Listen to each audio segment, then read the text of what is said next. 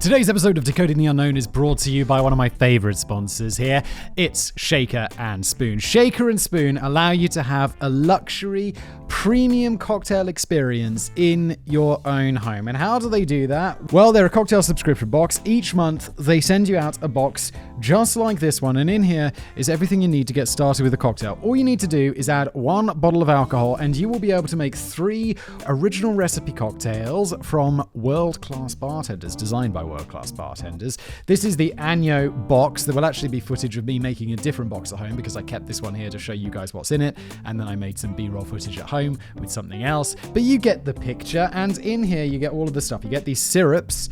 There's several of these. Then you get like they're not mixers, but they're like the other ingredients. So there's 100% coconut water. There's a pink grapefruit from Fever Tree, which is a very fancy company that make these things. Heard of them? And then you get all of these tiny little glass bottles, which contain all of the extra things you need for cocktails. These are the things that you end up. Oh yeah, I need like what is this? Spiced lemon oil. There's no other reason you'd need spiced lemon oil, but if you go to the store, which would be difficult to find anyway, you'd have to buy like a bottle of it, and I'm sure it's expensive, and then you'll never use it again. There's just the right amount in here for the 4 cocktails that you could make, and I'll mention how many you can make with this. You can make 4 cocktails from the 3 different recipes, and this is everything you need. So there's like a bunch of different bitters. There's this orange oil. I've actually used this before in a different box. It was used to spray over the top of that smells so good, over the top of the finished cocktail. So look, everything you need is in the box. Each month comes with a different theme. So this one was obviously Año, which is a type of tequila. Not sure if I'm pronouncing it correctly. Other ones I've done before, the one I think I could be making at home, which I'll do tonight actually, is a bourbon box. There's also been other whiskey boxes, rum, vodka, all sorts of stuff.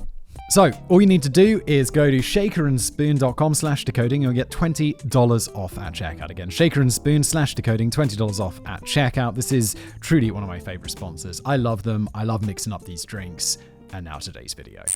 Hello everybody, welcome back to another episode of Decoding the Unknown. As always, hello there, I'm your host Simon Wemmers here, one of my scriptwriters. In this case, Danny from Danny mostly writes, almost exclusively writes for another channel that I do called Brain Blaze. And he was like, Simon, I'd love to write something a little bit longer form for Decoding the Unknown. And I'm like, all right, Danny, you do what you want, man. I love reading your words, so just do it.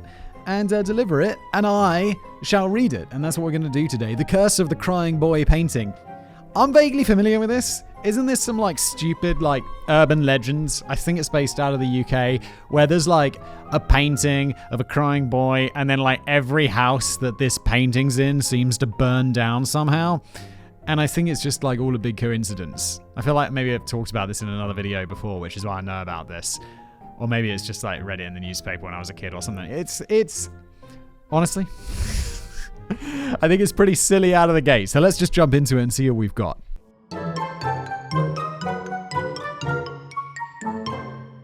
Way back in the midst of time, a group of primitive London dwellers gathered by the River Thames to finally rid the world of an ancient evil. The source of the evil was lurking in a series of cursed paintings, which were now being ritually tossed onto a raging bonfire by scantily clad women in a bid to send the demons back to the bowels of hell from whence they had spawned. The women had to be scantily clad. It's like, how are we going to break this curse? Well, first of all, the women need to be mostly naked. And the women be like, why is this we really need to do this? Get your clothes off, women.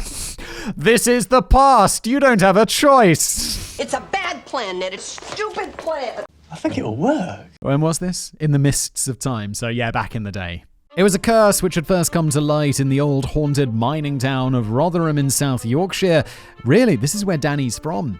I know so much about... I mean, I don't. But I feel like I know a little bit about Danny's life because he often like mixes it into the Brain Blaze videos, and he's from Rotherham. So, yeah, I feel, if you're a regular Brain Blaze viewer, you know that, but obviously this channel is not that channel. So I thought I'd just fill you in, okay? In South Yorkshire, it would go on to strike fear into the hearts of dozens more victims over the years, with a particularly cruel taste for the lost souls of Northern England. Does that just mean all the people from the north are lost souls, Danny? You must be the cousins from the north. You are lost in the darkness. Yes. But had this mass burning by the River Thames finally vanquished the ancient evil forever? Well, I say ancient evil. The pictures were first painted in the 1950s. The ritual burning had taken place on Halloween night in 1985. Danny, this is hardly the mists of time. I was 1985, a couple of years before I was born. The mists of time. Way to make me feel old, Danny. Thank you. And the primitive London dwellers were all employees of the Sun newspaper, including the scantily clad women who were more frequently spotted posing topless on page 3. That's right, yeah. This is a bizarre British. Anyone who's not British finds this very strange, but it doesn't happen anymore, apparently. But the Sun newspaper is like the most popular tabloid in the UK, and on page 3 there was always just a woman with her breasts out. That was like a feature of the newspaper. Page 3, woman with her breasts out. Weird, right? Definitely weird. And it was earlier that same year that the Curse of the Crying Boy painting first reared its tear-stained head in Rotherham and unleashed a blaze of tragedy on any victim foolish enough to display the picture on their wall. My own hometown of Rotherham has always been a notorious hotspot for unexplained paranormal activity and unfathomable mysteries which have baffled the world's greatest minds for centuries. Now, you see, I wouldn't put that down to Rotherham being some sort of supernatural hotspot. I just put that down to the people of Rotherham just not having enough entertainment. Maybe they need a new multiplex cinema. Maybe there are not enough pubs. Maybe there's too many churches. That sort of normal Also, I love cursed. Like the idea... This is, I talked about it in a previous episode and people thought it was a bit strange. But I'd be like, yeah, if there was some house and everyone was like, this house is haunted. No one wants to live in this house. This house is filled with the ghosts of murderers. So it's going real cheap. It's like, some old castle in the countryside. And they'd be like, yeah, we'll sell it super cheap because it's so haunted. I'll be like, I'll take it because ghosts aren't real. And I'd move in and live in that house completely happily, and there's no such thing as ghosts, so I'd be totally fine. It's a reality show pilot. How it relates to this, if there's some cursed... Can you imagine if there was a cursed Picasso, and no one wants this cursed Picasso? I'll be like, I'll have that cursed Picasso. It's super cheap. I'm going to put it on my wall, and you know what will happen? Nothing, because curses are not real. And I'll just be enjoying my cheap cursed Picasso. And the value of it will really go up because I'll never talk about the curse because nothing will ever happen. And people are like, oh, I guess the curse is broken. And then when I sell my cursed Picasso, I'll be super rich because Picasso's worth like hundreds of millions of dollars. It'll be great. Brilliant. Why are so many of the citizens still walking around in shell suits in 2022? Why does Simon find the name so difficult to pronounce? Wait, what's wrong with Rotherham? Isn't that how it's said? Rotherham? Rotherham? Oh God, now I don't even know. I just always assumed I was saying it right. How many midnight murders were committed by the Rotherham subway troll, and why were they covered up by the press? And how come I only got third place in the Rotherham Junior Science Fair competition when she was clearly the best and the others were so I don't know, Danny, that's one of the mysteries that we will never solve. We may never discover the answer to all of these burning questions, but it's possible we might dig up an answer to the question of this particular burning. You see, Ron and Mayhall were a bit upset when their house of 27 years caught fire one day in 1985. This would be so annoying. Like, I know, obviously I've got an insurance policy on my house and all of this stuff, but it's like the amount of effort you put into and it's like, okay. So are you going to pay me back for my time, insurance company? Because I spent a lot, I spent time sitting down with people who make kitchens and choosing which I don't know why. I don't know why that is my life. Nowadays, like, my wife is mostly happy to, like, handle that because she realizes that I just don't care. I just want it to look nice. And, but it's like, are we getting that time back? Because I just feel like, oh my God, there's forest fires now and I have a house in the countryside. And I'll be like, oh God, if the forest fires come and burn it down, obviously I'll get the money, so I'll be all good. But it's like, I like it how it is. I don't want to have to rebuild it. It's going to take so much time. The modest terrace council house is situated in the village of Swallow Nest in Rotherham, and it's believed that a neglected chip pan was the source of the blaze, which ripped through the bottom half of the house and totally destroyed almost everything in its path, leaving a trail of ash where important things like furniture and curtains used to be. Well, look, Ron and Mayhall, if there was one thing that was hammered into me as a child, it was make sure there's batteries in the smoke detector, wear a fucking seatbelt, and don't leave your chip pan unattended. Are you insane? That's why houses and also don't fall asleep with a cigarette in your mouth. Nowadays, I think this is all less risky because we've kind of solved these problems, except for the smoke detector thing. Keep putting batteries in your smoke detector. But it's like, come on. Are you leaving a chip pan unattended? Your house should burn down, to be honest. I say almost everything because a single item inexplicably survived the incident unscathed. A painting of a crying boy had been flung from the living room wall onto the floor and appeared to show no signs of damage at all, not so much as a scorch mark, and this unnerved poor Ron and Mary, particularly as they'd been warned about the dangers of that painting beforehand. Ron and Mary be like, oh yeah, no, it's the crying boy painting that burned down our house. I want to give them a northern accent, but I can't. My nan was from Yorkshire accent. No, that's not it. I'm not even going to try, but they're from the north, so imagine they're speaking northern. And and they'll be like, no, it's this haunted painting that burned down our house. It's like, or it could be that chip pan that you didn't attend to that caused a fire, which everyone knows causes fires. I didn't have a chip pan, and it just had a big wok, and I wanted to fry this giant fish that I bought. I was a student, we lived in a student house, and me and my mate were just in the supermarket, there was a giant fish, and it was on sale, it was cheap, and so should we buy this giant fish? And it's like, how are we going to cook it? We didn't have anything big enough to have this giant fish. And it's like, we've got a massive wok. So we bought like 5 litres of oil, filled up this massive wok with oil and just stuck it on the stove and just got the oil super hot and dumped this fish in it. And it was crazy. Like there was steam and oil everywhere over that kitchen after we were done. It was lucky we didn't burn down the house. It wasn't ours, obviously.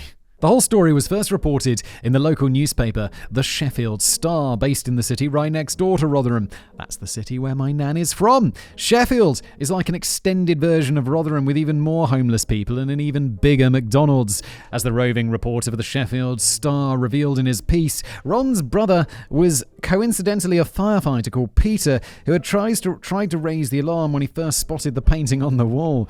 Peter had advised his brother to take the painting down, as he recalled several spooky cases in the past where a painting or print of the crying boy had been found mysteriously intact following a devastating house fire. He seemed convinced that the paintings were somehow responsible for causing all the fires in the first place, and that the boy in the cursed picture frame was left laughing while crying in the faces of the owners by gloating over the carnage of his own creation. I kind of feel like I want to put a picture of the crying boy there on the background just to like fuck with the curse, because it's obviously not real.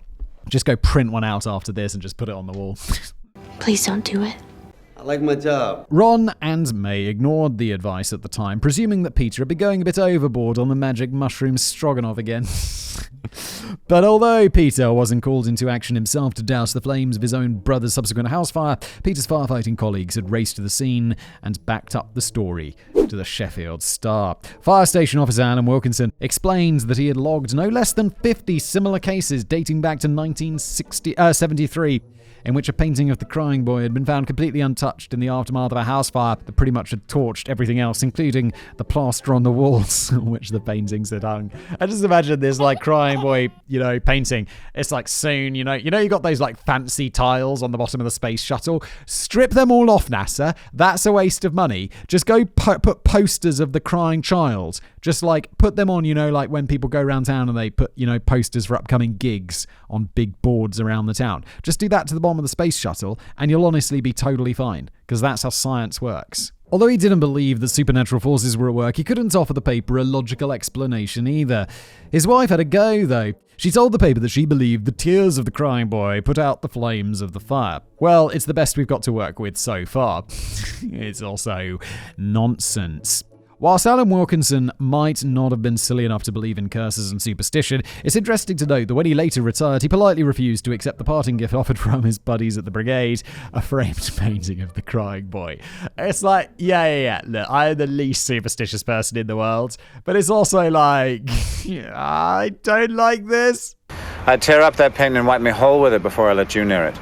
Ron was hopping mad that the painting was entirely responsible for burning down his house, curiously choosing to overlook the fact that it had been started by an unattended chip pan. He ranted to the Sheffield Star, "I want to burn it to make sure it doesn't come back. If I find out who painted it, I'll sue him." Good luck with both of those things, Ron. Yeah, your understanding of the law, Ron, is, well, look, you're going to go to a lawyer and they're going to be like, "Sorry, mate, that's not how it works. Here's a bill." Very little was actually known about the artist or the origins of the painting at the time. The artist was presumably Italian Giovanni Bragolin, or at least that's the name that appeared at the bottom of the pictures. The confusing thing here is that Giovanni had painted more than one of them. In fact, there were 65 different variations of the crying boy. in circulation, each one depicting an innocent young boy wearing a sorrowful expression as his eyes brim with tears which begin to trickle down his cheek. It's said that the boys in question were reacting to anguish in the turmoil of the Second World War, still very much fresh in the memory when the paintings were completed in the 1950s. What they did know for certain at the time is that the paintings suddenly became massively popular in the UK from the 1970s onwards, particularly in the north of England. Over 50,000 prints were sold and put on proud display in living rooms of unwitting victims. Okay, so here we go. It was extremely popular. And that's the first thing. It's like those, okay, so we can't explain why they weren't burned like the rest of the stuff. I'm sure there's a logical explanation, but we can certainly say why they were present at so many house fires, and that's because they were present at so many houses. And this begs the question, why on earth did so many people want an image of a clearly distressed child next to their chimney breast? I can see why you might want to decorate your interior, a beautiful landscape or a bowl of flowers or a stunning sunset to help elevate the mood of a room. But why a visibly upset child? Why not go one step further and start putting up pictures of a pensioner with the cold barrel of a gun in his mouth or the remains of a spattered cat on the motorway? I don't know, Daddy, because those, like, a crying child could be like, ooh, mysterious, interesting. Whereas the cat, like the insides of a cat are just like, that's something I don't need to see. It's different. Not that I would hang this in my house. I mean, not because of the curse, just because it's ugly. Perhaps adorning your walls with misery is just a weird northern thing. I can remember that my family had our own unique version of the crying boy on display for years, but the disturbing thing in this case was that the crying boy was me. What? A photographer visited my nursery, well, we called it play school, to take individual portrait shots of all the little boys and girls, which would capture the glorious innocence of childhood. But it's clear from my own photograph that I wasn't taken with the idea one little bit. And yet, rather than dump the result in the bin where it clearly belonged, my parents were happy to give pride of place on the mantelpiece to this photograph of their teary-eyed little son looking forward to a future of anguish and wretched sobbing. At least it always gave visitors something to laugh about. I kind of feel like that's also the point. Like, there's way more story about there's a picture of crying Danny than there is about just Danny, young Danny looking goofy in a school picture. That's more interesting. I remember every year at school, or no, it wasn't every year, it was like every 4 years or something, there'd be a whole school photograph. So there were like, 500 people at the school. Every single member of staff, every single student would go out onto this huge, thing that they'd rig up. And everyone would stand on it, and then a photographer would take pictures. There was one kid. And they'd take loads of pictures so that they'd, have a good one. And there was one kid who in every single one just did a face like, with his tongue sticking out, his eyes absolutely wide. And every single photo was like this. So the one that they had to use had him in it like this, and then he got detention. But it was extremely funny. And that picture was on my wall, like the whole school photo on my wall at home for years. And I'd always look at this kid in there and just laugh about this. And that brought me so much more joy than the picture itself, which is just all of us just standing around looking all schooly and bored. But this is one part of the mystery that we can answer right now. The reason the crying boy mainly targeted people in the north is that northerners were the ones who were buying it in droves. You could snap up a mass-produced print very cheaply in store like Woolworths, and the northerners of the 70s and 80s felt that the painting introduced a bit of elegance and sophistication into their homes. Yeah, nothing like a print to introduce sophistication. Not that there's anything wrong with prints, like unlimited run prints, but it's not what I would call, sophistication. Exactly. God, I sound snobby, don't I? Very posh. Although there were occasional reports of the curse striking elsewhere, the majority of tragic incidents were located in the north, with at least 3 in Rotherham alone. And it's right back to Rotherham we go now to see the flames from Ron and May's house fire as they were fanned in ways that nobody could have predicted. The national media don't usually take much interest in stories from the local press, largely because local headlines don't tend to get much gripping than woman finds hat in tree and cat hops into delivery van. Yeah, local news drives me potty. I remember watching the news as a kid and you'd be like, okay, interesting story. There's a war. There's big things being done in government. There's budgets, stuff like that. You're like, okay, interesting. And then it's like, and now local news. And it would just be about the same amount of time dedicated to insanity that you don't care about. And it'd be like, the local Woolworths is now, it's closing down. It's like, who gives a Oh my God. But Kevin Mackenzie, the editor of the tabloid tat The Sun, was intrigued enough by the Sheffield Star's chilling story to run it in his own paper under the headline, Blazing Curse of the Crying Boy. One of the images of the Crying Boy painting was cleverly captioned, Tears for Fears, the portrait that firemen claim is cursed. In fact, none of the firefighters on the scene had ever claimed it was cursed, but The Sun doesn't usually let facts get in the way of a good story. No, they don't, allegedly. The response from readers was electric. Although it was originally intended to be a quirky one-off piece, the story ended up running for 6 weeks as The Sun became flooded with phone calls and letters from readers who had endured their own terrifying experiences with the Crying Boy painting. This is like a video going viral. You know when I make a bunch of YouTube videos, you guys know that, and then one will pop off and you'll be like, oh my God, like sarcophaguses or whatever. Like you do a video about a sarcophagus and it goes mental, and then you do another video about a sarcophagus and everyone loves it. This is like the tabloid equivalent of that, and it's just selling so many papers. The times don't change. It's so crazy. A pizza parlor in Norfolk had been destroyed by a fire which had obliterated every single painting on its walls except for the painting of the Crying Boy. A woman from Surrey lost her home to a fire just months after buying a print, and 2 sisters from Kilburn claimed that they had witnessed the painting swaying from side to side on the wall shortly before multiple fires broke out in their home. Oh my God, these all sound so true and definitely not coincidence or lies. Some of the stories were slightly more ludicrous than others. Mrs. Farrington from Preston pondered, "Since I bought it in 1959, my 3 sons and husband have all died. I've often wondered if it had a curse. I'm sorry to tell it to you, but people die. It's not got to do... Also, what's that? Did they die in fires?" One mother from oh my God, place in the UK I've never heard of, which has a weird name, Pagnanton, claimed that her 11-year-old son had somehow managed to catch his private parts on the picture hook, whilst another reader blamed his slide into depression on the purchase of the painting. Well, maybe you should just buy something a bit more cheery, like not a child crying, like literally anything else. Maybe a cat run over on the motorway. Maybe depression is likely to be on the cards if you're the type of person who thinks that a picture of a crying boy is going to look quite jolly above a fireplace. Yes. Another big concern was that the paintings didn't really appear to burn. Security guard Paul Collier told The Sun that he'd been scared by all the horror stories and had attempted to burn his 2 copies of the painting. By tossing them onto a bonfire and leaving there for over an hour, he was alarmed to discover that they hadn't even been remotely affected by the flames. Mate, you got to get those paintings over to NASA ASAP. After 6 weeks, panic was starting to take hold as readers began looking to The Sun for a solution to the nightmare paintings that were impossible to destroy. One idea was simply to give the painting to somebody else and pass on the curse to them, but that one sounds a bit mean-spirited to me. Another idea was to hang a picture of the crying girl next to the crying boy as an additional set of tears would cancel out the curse. Of course they would. I really don't know why nobody just suggested hanging the pictures the wrong way up. You can work wonders by turning that frown upside down. Yes, or alternatively, in realistic world, just throw them the in the trash. Just put it in the bin. Come on. By the end of November, Kevin Mackenzie from The Sun felt that he'd come up with a better idea to destroy this fire hazard once and for all. After reporting the latest stories of further Crying Boy blazes in a house in Rotherham, an Italian restaurant in Great Yarmouth, Kelvin, I'm sorry, was I calling him Kevin this whole time? His name's actually Kelvin. Sorry, Kelvin.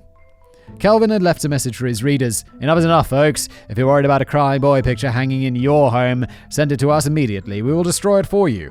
And that should be the back of any curse. The ultimate plan was to destroy all of the prints of the crying boy in a huge bonfire on Halloween night, but Kelvin's logic appears to be a little twisted here. The whole point of the crying boy curse is that the paintings can't be destroyed by fire, so Kelvin's clever solution of burning them in a fire kind of contradicts everything his paper had been reporting for the previous 6 weeks. Well, got news for you, Kelvin. What's going to happen is you're going to put them all in a big pile and you're going to set them on fire and they're going to burn absolutely fine and with no problems, especially if you throw a bit of gasoline on there, get that lighter fluid, those little white blocks they use for starting a barbecue. It's going to be fine. It will burn. And if it doesn't, take it to an incinerator where it definitely will. Still, the readers didn't seem to spot the flaws in his plan. Yeah, because it's just interesting, isn't it? They'll just have a look at it and be like, this will be fun, let's see if it burns. It's just a story, it's a fun story. Over the course of the following week, the Sun officers on Bouverie Street in London were swamped with over 2,500 paintings sent in by terrified readers. They were stacked in 12-foot-high piles across the newsroom, making it difficult for the staff to move around the workplace. 2 weeks later, the headquarters of the Sun burned down. No, it didn't! I made that up! Obviously it didn't. You've got me. Now call me a doubting Thomas, but I have a hunch that Calvin Mackenzie was just treating this as a glorious marketing stunt for his newspaper rather than a genuine attempt to eradicate a curse. Oh my god. You what? Danny, no. How can you be so cynical? How could you say that? How could you say that obvious fucking truth? Yet it appears that even he was getting a little bit spooked by the tears of the crying boy. When one of the Sun's reporters took it upon himself to actually hang one of the pictures on the wall of the office, Kevin snapped at him to take it down immediately. Was the curse even getting to Kelvin, or was he just grumpy that somebody had moved the portrait of Winston Churchill that was supposed to be hanging there? Really? He was...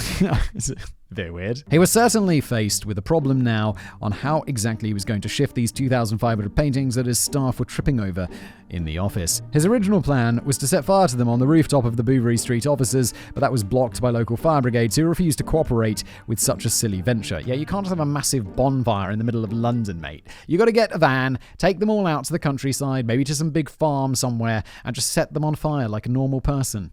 That's what we do. Let's go. Maybe they were also secretly concerned that the planned destruction of the paintings would do them all out of a job. In the end, Kelvin settled for a nice quiet little bonfire by the River Thames, accompanied by a team of page 3 girls whose job it was to toss the paintings onto the pyre. This is a publicity stunt 101. It's brilliant. They didn't have their BAPs out during the stunt, as this probably would have posed additional safe and health and safety hazards. But the red-hot page 3 beauty Sandra Jane Moore did pause to reveal her own dubious story of how she'd been helping a friend decorate her new flat and had cheekily defaced a crying boy print hanging on the wall by printing red spiky hair on top of his head. If I was moving house and someone added graffiti to one of my paintings who was supposed to be my friend, I'd be like, bro, what the fuck did you do to my Picasso, you arsehole? That was the cursed one that's going to be worth loads of money someday, you dick. The good news is that although it took a little while to get going, the sackfuls of completely indestructible paintings did apparently burn to a crisp on that night, making a mockery of the very myth that the Sun had been perpetuating. For the next trick, I would have loved to see them solve the problem of runaway killer piranhas by drowning them all in a giant bathtub. The following morning, the Sun triumphantly reported the story under the headline, "Crying Flame." Oh, Sun, you and your clever headlines, which claimed that the newspaper had finally nailed the curse of the weeping boy for good. They even dragged out a reluctant firefighter to deliver the reassuring quote, "I think there will be many people who can breathe a little easier now." Yeah, you paranoid people who believe in curses. Definitely true. That's not untrue. Yeah. Silly. I think the newspaper may have been jumping the gun though. It's not as if they had managed to track down every single copy of the painting in existence. Punching the numbers into my Sinclair pocket calculator, I reckon that there would be roughly another 47,500 of the damn thing still hanging on a wall, poised to strike at any minute. Despite the Sun's claims, the curse may be far from over. But what was the more rational thinking behind the curse? Why was a specific painting so closely associated with so many house fires, and why was it always the last boy standing long after the flames had died down to a smoulder? Well, I think the answer to the first question, as I mentioned previously, is just there's a lot of these paintings in a lot of houses, so they're going to be involved in more house fires. The second one, I don't know. I'm going to say coincidence and confirmation bias. Firefighters go to a house, it's burned down, stuff is going to survive, and sometimes this painting survives because there are lots of them, and they note that more often than all the other random stuff. Well, let's get some of the more sensible explanations out of the way first. One theory is that the spirit of the boy was trapped inside the painting, and he was purposefully starting fires in an effort to destroy the frame and escape the confines of the picture. Yeah, sensible ones, eh, Daddy? Another theory is that the boy was the son of a family of witches who objected to the quality and the gloomy tone of the picture. And another suggestion is that the artist Giovanni Brigolin made a pact with the devil to sell thousands of copies and become fabulously wealthy at the expense of other people's tragedies. Sounds about right. Some even say he was once spotted on Brazilian TV confessing to the satanic pact. Roy Vickery of the Folklore Society had his own theory, which he was happy to share with the Sun. He reckoned that the boy posing for the picture had been mistreated by the artist in some way, and now he was exacting his all-consuming revenge on the world. Well, that doesn't make sense. Why? He's angry at the artist, not at the people who... Either, I suppose, because they bought his painting, but they didn't know. It's also ridiculous. But by far the most popular theory emerged many years later, in 2000, following the publication of a book called Haunted Liverpool, written by Tom Sleeman, a self-proclaimed investigator into all things supernatural. In the book, Tom revealed that a retired schoolmaster from Devon named George Mallory finally managed to track down the original artist Giovanni Bragolin in 1995 to get his side of the story. Giovanni Bragolin was apparently a pen name for the Spanish artist Franchot Seville, who was living in Madrid. The artist explained to George that he'd come across a street urchin wandering around Madrid in the 1960s with a sorrowful expression on his face and decided that he wanted to capture this boy's visible heartache on canvas. A local Catholic priest had then warned Franchot to steer clear of the young boy, who went by the name Don Benito. Supposedly, Don's parents had been tragically killed in a house fire, and every day since that, fires began to mysteriously erupt wherever the crying boy roamed. Okay, so far so realistic. The crying boy could just be a little arsonist, a little fire starter. Franchot told the police to stick to fairy tales from the Bible and proceeded to paint portraits of young Don Benito whilst offering him welcome accommodation in his studio. Shortly afterwards, Franchot's studio burned to the ground and his career followed suit as former customers began to regard him as a jinx. Or alternatively, the arsonist boy who lives in his studio burned down his studio because he was an arsonist. Also, I'm still not sure I buy this because it's from the paranormal investigators and always like, well, let's just say their penchant for research is just not as strong as regular people. Because if they do that, then they quickly find everything falls apart. An angry Franchot accused Don Benito of setting fire to both his studio and his career, and kicked the eternally sobbing young boy back out on the streets, never to be seen again. Years later, in 1976, the book reports on how police in Barcelona responded to a tragic car accident in which a vehicle had crashed straight into a wall and exploded in a ball of flame. The body of the driver was charged beyond all recognition and was never officially identified, but the police found a tantalizing clue in the glove box, a fragment of a driving license which bore the name Don Benito. The crying boy was clearly a fire genie who was destined to go out all wheels blazing, but who would leave a fiery legacy within the paintings that he posed for. This is just beyond silly. Even though this theory is regularly regurgitated on the internet, you're welcome, there are a few problems with it, not least the fact that, well, it's complete bollocks. It is, Danny. I'm so surprised by this. What news? David Clark is an investigative journalist who wrote a piece for the Fortean Times which comprehensively debunked the story as fiction and pretty much exposed the book's author as nothing more than a big fibber. This is the thing with these books, right?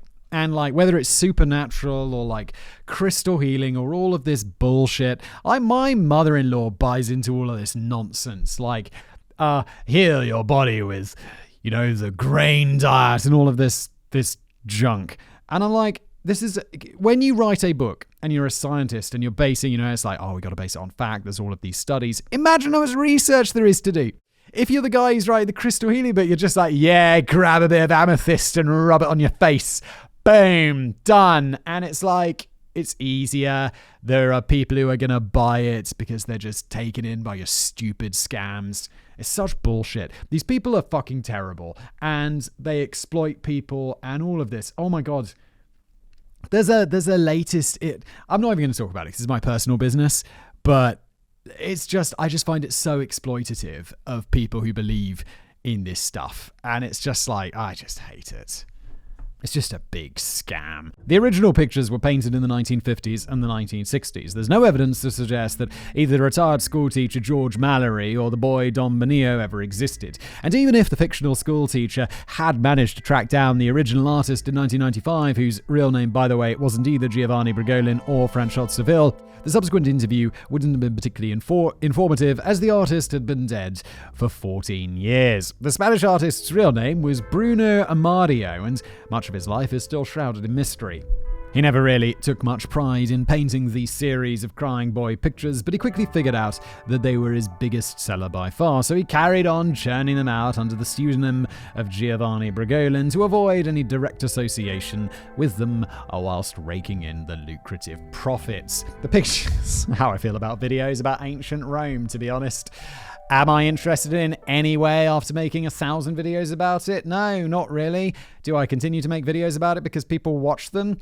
Yeah, I do, because it's called business, and I like money, money, money.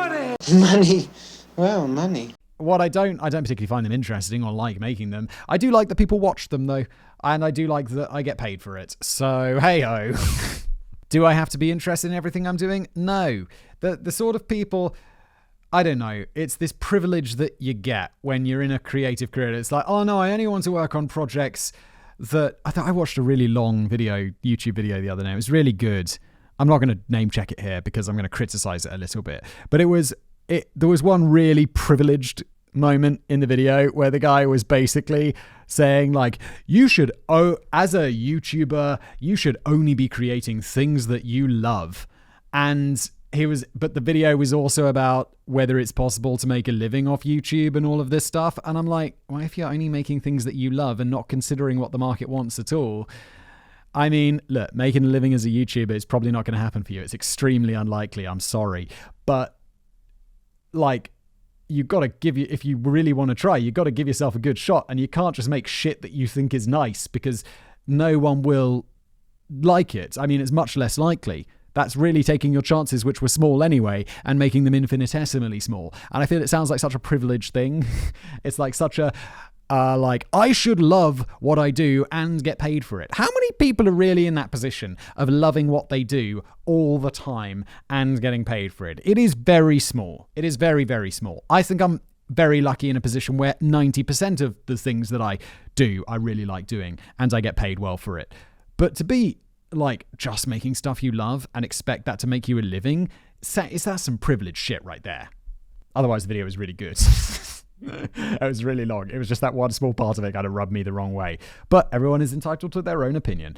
So, where the fuck were we? Because I'm so lost. The pictures were particularly popular overseas, which is how tens of thousands of them ended up at discount stores in the UK. But the Curse the Crying Boy wasn't even restricted to the 65 variants painted by Bruno. When those page 3 girls were setting fire to all those prints, they were also burning pictures of crying boys which had been painted by other artists, including Scottish painter Anna Zinkason. So the curse seemed to extend pretty much any picture ever painted which depicted a crying child, regardless of its origin. And this goes some way to explaining the first part of the myth. The reason why so many pictures of crying boys were linked with house fires is simply because there were just so many of them, and the rules for inclusion were pretty flexible. It's like saying that hundreds of fires occurred in homes which just haven't had a fridge. You don't immediately blame the fridge. Yes, exactly what I was saying, Danny, except you put it more succinctly and better than I could, but that's exactly the point I was trying to get across. Back in the 1980s, you'd be far more likely to blame a discarded cigarette or an overheated chip pan for the real source of the fire, unless you lived in the north, in which case you'd fall asleep with a lit cigarette in bed while leaving an unattended chip pan burning downstairs, and when you woke up in the morning in a fiery inferno, you'd immediately start threatening to sue the artist of a painting that you and everyone else had hanging on the wall. Yes. Yeah. How about a little bit of self-responsibility there, guys? Come on. House fires were generally more common in the 1980s anyway, thanks to those discarded cigarettes and lack of smoke alarms and dodgier electrical equipment in the home. I can remember a time as a kid when a house literally a few doors up just blew up in the middle of the night and made the national news. I think it was a gas leak which just blew the top right off the house at 3 a.m, waking up the entire street except for myself. I just slept right through all the drama. Thankfully, nobody was seriously hurt, but the house was utterly destroyed, leaving a curious new gap in the neighborhood. Yeah, you see these gaps occasionally, especially in London. You'll just be walking down a street and it's like, there'll be a bunch of terrace houses and they're all like nice and old, and then there's one ugly modern one. And you're like, wait, why did someone just knock down this one? And it's like, oh, because a bomb landed there, like during the war. Like a bomb would just blow up a part of London. They'd be like, well, let's put it back together with the shitty post-war stuff, materials. And it's like, oh, it looks so strange. My older brother got the whole day off school because his sleep was disturbed, while I got sent to school as usual as punishment for being such a heavy sleeper. But none of this explains how the paintings always seem to survive every house fire, despite everything else in the house getting reduced to ash. British comedian Steve Punt felt that he might have stumbled across the answer in a 2010 episode of his comedy podcast, Punt Pie, which investigated unsolved mysteries. Whoa, 2010 podcast? This guy's OG. After talking to some of the victims of the curse, Steve and researcher Martin Shipp attempted to get a hold of a copy of a vintage Crying Boy painting and set fire to it. Apparently, delivery of the Crying Boy was inexplicably delayed, although I suspect this may have been Steve just trying to ramp up the spooky tension. But here's the funny thing, when it finally arrived, the picture really didn't burn. It was exposed at length to a naked flame which reached 2 feet in height, and yet when the picture was inspected afterwards, there was barely any damage at all. Okay, so it's made out of fire-resistant material, it's got a fire-resistant coating. That's fine. Is this the explanation? It seems entirely reasonable. It's certainly more reasonable than a fucking curse. The string had burned to a crisp and the flames had created a tiny hole in the picture, but aside from that, the crying boy was completely unhurt. Stephen Martin conducted further tests at the Building Research Establishment in Watford and concluded that the painting had been treated with a fire-retardant varnish which protected it from serious damage. It was also printed on a high-density hardboard, which would be incredibly difficult to ignite. So, it would seem that a varnish and hard-density hardboard rather than a curse was keeping those crying boys safe from harm. What a giant surprise. Another point to bear in mind is that the string holding the painting would be one of the first things to deteriorate in a house fire, which would result in the painting falling flat on its face on the floor, which would offer further protection for the print. The high-density hardboard wasn't even a particularly new theory. Some of the clever Rotherham firefighters had suspected this all along. But, surely there's going to be lots of other paintings that are also painted on with varnish and high-density hardboard. Right? At the height of the Sun's high-profile campaign, Chief Divisional Officer of the South Yorkshire Fire Service, Mick Riley, released a public statement which explained that the hardboard was most likely protecting the seemingly indestructible paintings. Mick was becoming increasingly concerned that the Sun's campaign was diverting everyone's attention away from the real causes of a house fire. He's like, guys, it's not the fucking painting. Be careful with your chip fires and stop, for fuck's sake, smoking in bed, you clowns. And he felt that homeowners should be more concerned about taking fire safety precautions in the house rather than getting all wound up about a picture. Mick grumbled, "Fires are not started by pictures or coincidence." Sadly, The Sun didn't give much coverage to the statement, preferring instead to speculate on the alternative theory that the soul of a disgruntled voodoo child was inhabiting the picture frame. Oh my god. Enormous facepalm. If only we'd listened to Mick Riley rather than a guy who was just trying to shift a few more copies of a allegedly shitty newspaper. The curse didn't entirely disappear, and even relatively recently there have been fresh reports of crying boy house fires around the world, including yet more cases in good old Rotherham. And even today, panicked homeowners are still hiding the paintings in guarding sheds, positioning them right next to fire extinguishers, or donating them to charity shops, just to be on the safe side. Perhaps the mystery hasn't been entirely solved, though. For starters, if the paintings were so indestructible, then how did the Sun manage to destroy 2,500 of them with relative ease in 1985? I would imagine it's a combination of accelerator, so you're starting a big fire, and then a big bonfire is going to be way hotter. Like, think about it. If you hold, like, a lighter to a glass bottle, it's not going to melt that glass bottle. But if you've got an absolute raging bonfire and you put a glass bottle into it, that glass bottle is going to melt to nothing or like burn or whatever. So I imagine it's just greater heat. Were they even burning the right pictures, or were they just largely pissing about? And why was it that only multiple versions of Crying Boy images by different artists just happened to be protected by high-density hardwood and fire-retardant varnish when pictures of anything else always seem to perish in the flames? And again, I think that probably comes down to the confirmation bias of people the firefighters just seeing that over and over again, and so every time they go, they look for it particularly. I'd just say that that's probably the answer there, or maybe it just wasn't that common to print onto hardboard back in the day and varnish. Who knows? What I do know is it's not a curse. There are a couple of final flickering footnotes to this saga. Within months of the Sun's bonfire by the Thames, the paper's parent company News International enjoyed a painful period of strikes during which print unions began violently picketing the company's new production plant in Wapping in protest of the modern facility, which was pushing traditional printing methods out of the picture. The Luddites. Yes, here we go. The tense, unpleasant drama dragged on for a whole year, and the Western Morning newspaper poked fun at their rival, suggesting that the crying boy had exacted his revenge on Kelvin Mackenzie and his buddies, just not in the way they were expecting. Oh my, do I hope that was a joke. Here's an even weirder incident that's completely true. One sensible firefighting friend and early bird myth debunker, Chief Officer Mick Riley, later received an unexpected knock on the door of his home. It was an anguished local female resident clutching a copy of The Crying Boy and wailing that she didn't know what to do with it. Mick kindly took it off her hands and suggested to his wife that they should hang it in the house, but his wife point blank refused. So instead, Mick took it into work, mounted it on the wall of the fire station just for a bit of a giggle. Mick, you absolute legend. legend. As soon as it was spotted by one of his miserable superiors, he was ordered to take the painting down immediately. On the very same day, one of the ovens in the upstairs kitchen randomly overheated for no apparent reason and burned the dinners of the brave crew to an inedible crisp.